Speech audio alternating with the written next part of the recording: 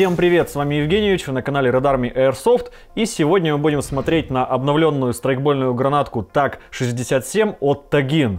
Посмотрим, что в ней изменилось и главное, зачем. Генеральный спонсор канала — страйкбольный магазин Airsoft Rules. Начну с небольшой предыстории. Давным-давно, когда привода стреляли на 100 страйкбольных метров 0,2 шаром, а страйкболисты были все поголовно реконструкторы, Tagin решили сделать самую антуражную в мире страйкбольную гранатку и даже сертифицированную, назвав ее TAG-67. В качестве вожделенного образца будущего шедевра была взята американская М67. Ну, как минимум, потому что продукция тагов традиционно больше на иностранный рынок, и там этот образ сильно популярнее. Да и круглый форм-фактор для гранатки — это супер удачно. Хотя, чего я повторяюсь, я на эту гранатку делал супер подробный обзор, он есть в подсказках. Переходите по ссылке, и кому интересны подробности, смотрите.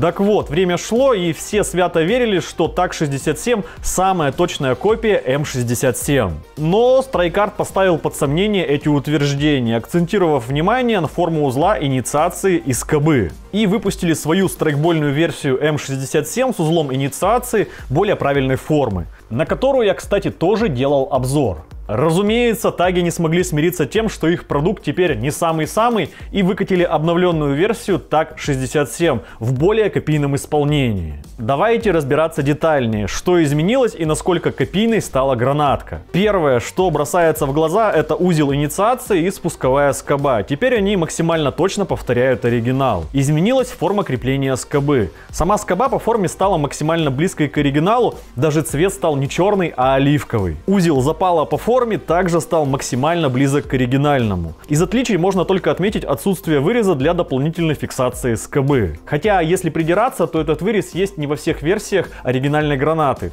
судя по фотографиям. Помимо узла инициации поменялся корпус. Самые внимательные знают, что форма у настоящей М67 не идеальный шар, а даже немного груша. И если разделить гранатку по шву на верх и низ, то верхняя часть шире, чем нижняя. У оригинальной гранатки это сделано под анатомию кисти руки и для более надежного хвата. Текстура корпуса не глянцевая и очень сильно похожа на оригинал. Цвет тоже изменился. Несмотря на то, что версий покраски оригинальной М67 немало, таги выбрали самый популярный вариант, который чаще других встречается на фото. Надпись на гранате, кстати, стала тоже более антуражной. Она, конечно, не точно копирует оригинал в силу законодательства, но Hand Grenade выглядит намного лучше. Наполнение и принцип работы гранатки остался неизменным. Узел инициации с полным ходом скобы и задержкой в 3,5 секунды. Это значит, что граната бахнет через 3,5 секунды после полного отлета скобы. А это плюс в копилку безопасности. Шары внутри гранатки находятся в специальном полимере. За счет этого они не гремят, а еще увеличивается дальность разлета. Корпус из вспененного полимера. Во время взрыва разлетается на мелкие осколки. Шары разлетаются метров на 15, позволяя поразить противника, даже если гранатка упала не сильно рядом. Вес обновленной версии 120 грамм. Она достаточно тяжеленькая, чтобы ее можно было далеко закинуть.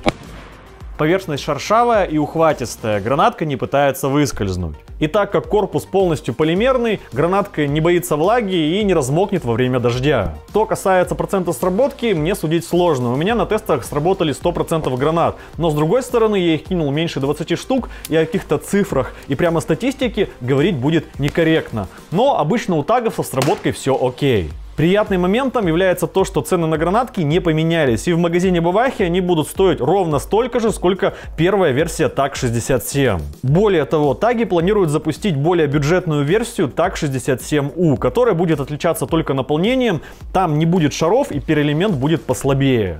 Как вы понимаете, гранатка должна понравиться игрокам, моделирующих американских военных, и другим любителям антуража. А антуража, для тех, кому он важен, много не бывает, и каждая мелочь приближает вас к идеальному образу. Как всегда, предлагаю обсуждать видео в комментариях, не забывайте ставить ваши уверенные пальцы вверх. С вами был Евгеньевич, до скорого!